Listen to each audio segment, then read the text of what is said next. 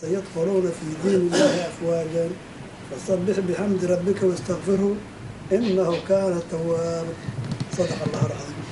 إلهي آيات القرآن كان آمين. شركنا آيات القرآن ونوفريها صلاح مقصود واد. بسم الله الرحمن الرحيم. السلام عليكم ورحمة الله وبركاته. عاو حماشان وجوبنا إنaan kusoo dhaweyno magaalada Birmingham xafiiska jaaliyadda Soomaaliyeed ee magaalada Birmingham Dr. Xuseen Sheikh Axmed Kadare oo aan wada naqaano qaybtii uu ka soo qaatay halgankii loogu jiray qoraalka afka Soomaaliga ah. sidoo kale Xuseen Sheikh Axmed Kadare wuxuu ka mid yahay abwaanada Soomaaliyeed. aniga qadarin gaar ay ii tahay mar waxa waa Xuseen Sheikh Axmed Kadare isku xaafad aan ahayn xaafad kaawo la yiraahdo ayuu deganaa anigoo yar meeshaasaan ku arkay jiray. mar labaad isku jaamacadan ka baxnay kulliyadda luqadaha. mar saddexaad raadi Muqdisho waa iskala shaqeynay. mar afraad waxaan ku wada jirnay guddiga horumarinta af Soomaaliga ee Akademiyada Cilmiga iyo Fanka. marka aad aan ugu faraxsanahay intaasoo hawl oo igaga horreeyay anigan aan ka mid ahay dadkii ku soo gaaray inuu caaw garabkayga fadhiyo alxamdulillah muddo 20 sano iyo ka badan aanan arkin. Soomaali haddaan nahay dhaqan aan leenahay laga fiican yahay dhaqankaas oo qofka marka uu dhinto oo keliya in loo sameeyo xus iyo xusuus. laakiin waxaa naga maqan qofkoo nool inaan u samayno xusuus waxqabadkiisi aan qiimeyno qadarino. arrintaas waa nagu yartahay. aniga alxamdulillah shaqadii aan soo qabtay inta aan dunyadan joogay nusoo nus waxaan lacagtan ku qaadanayay aan ka helay af Soomaali iyo dhaqan Soomaali. rag badan oo sayniska soo bartay Yurub markii la yimid shaqo waa waayeen. ani maadaama aan luqad soo bartay shaqaan ku helay 10 sano raggan waxay qoreen aan dadka kale u gudbinaay aan ku shaqaysanay. marka ina ilaahda waa jazaakumullah ilaahay khayr ha idinka siiyo hawsha aad soo qabateen. waxaan ugu talagalnay si iska caadi annagoo sheekaysanayno inaan mar waaye xusno waxqabadkiisii. waxaa dhacay dad dhalinyaro ah ayaa jiro waqtigaas aan waxba ka ogeyn. dadka qaarkood waa iloobi karaan muddo ka soo wareegatay. arrinta kulankeena kaas waaye marka hore. mar waxaa waaye hadduu ilaahay idmo insha allahu tacaala asagana inaan dhegaysano weliba asagoo dhegaysigiisa uu noqonayo shahaadatun cala alcasri waayihii lasoo maray wuxuu markhaati ka ahaa oo u soo joogay inuu yidhaahdo aniga waxaan u soo joogay inuu yidhaahdo. taas ayaan ugu talagalnay. Shariif Axmeddey waa noo furay. waxaan jeclaan lahaa marka hore inaan ku soo dhaweeyo sidoo hadal ku soo dhaweyna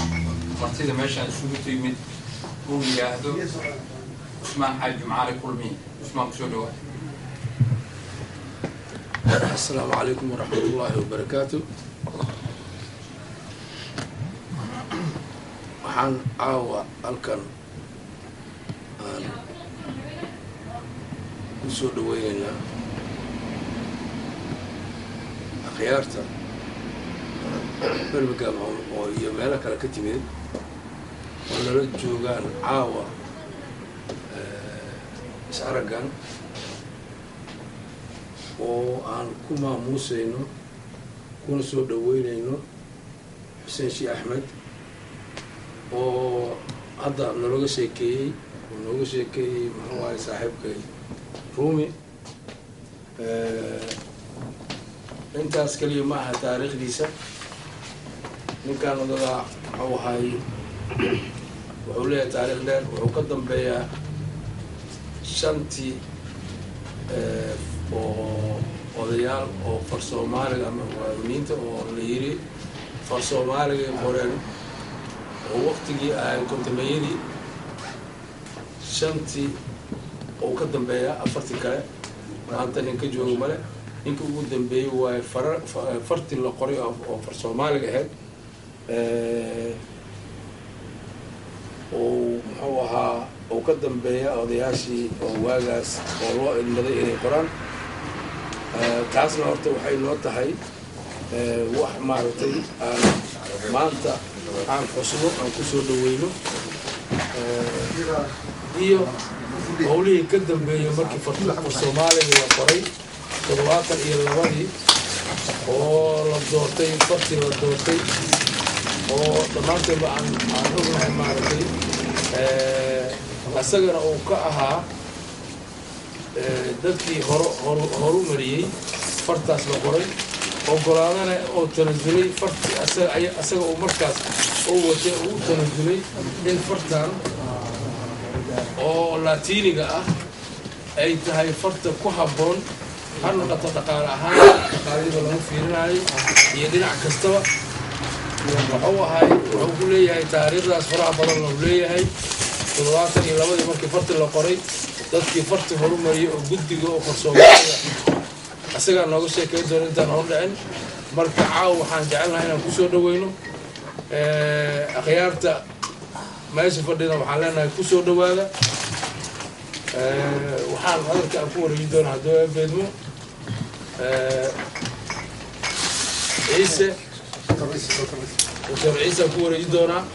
asagaana maaragtay wixii ka dhiman halkaas sii ka midi doona insha allah ciise wuxuu yidhi hargabay haye adiga qaylada ku roonaaday qaylo wuxuu aniga igu soo wareejiyey ma aqaanay marka waa walaalkay waa martiniha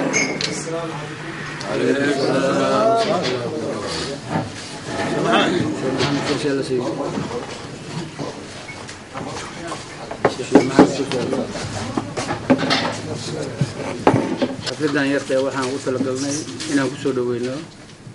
kuna wareysano walaalkeen sheekh xuseen sheekh axmed sheekh xuseen دكتور حسين شيخ أحمد كدرة مقعد واحد هنا نست هذا في عنين إقرأ لها أدي لقول هجرين وسي وذينا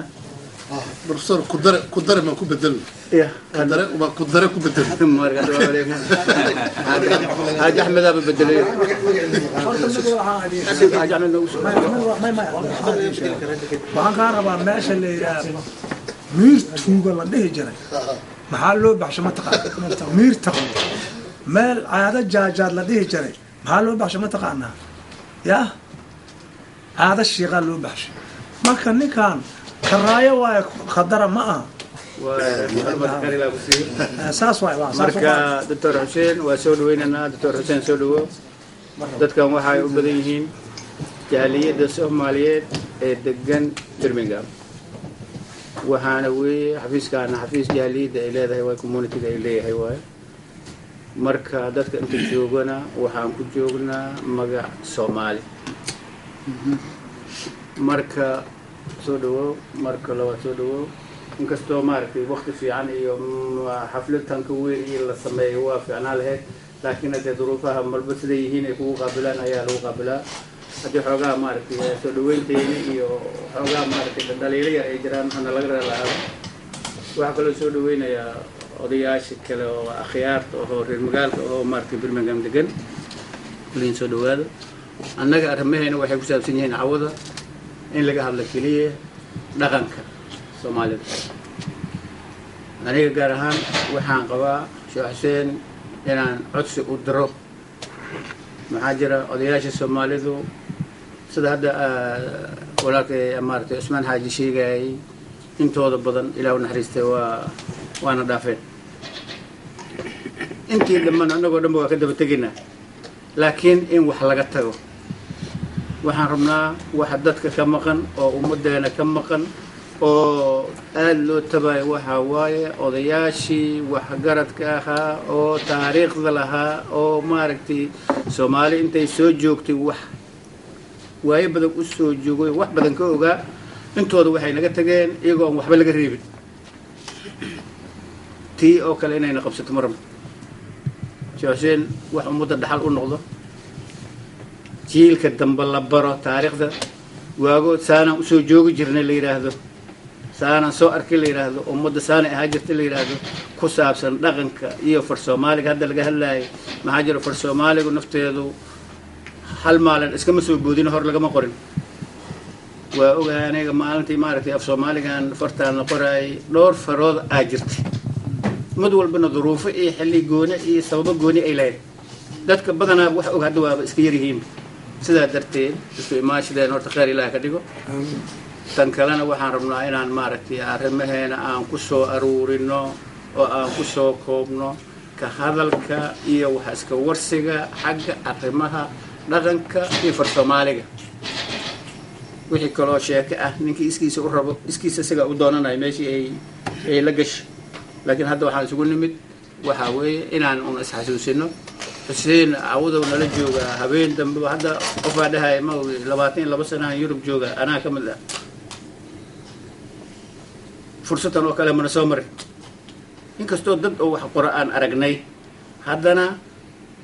مرول ظروفها اسكجرنا وظروفها المسامحين المركز قاركود يوميلها قاركود يسات ربط أي وقت قاربط إن هذا ضد كي بده هلي كرين تنو كلينا إن سومر دون تملوجا هذا الشيء حسين ورك وبدي يقرأ هذا وحام مارتي ورك كل دردارك نكو عليه كو علنا يا وحاوية وحسين إن كعد سنة إن واحد جيل كده بيو آيان أو دغن كإيو دبع عد إيو مارتي اللغة الصومالي إيو حرك الصومري إيو ما مولدي سو جري إيو سي وحسوق ميل جنايين إيو كل جودة ده كلام فامسيو حسين أنتو عوض كور سكرنا إنه نوقش كيو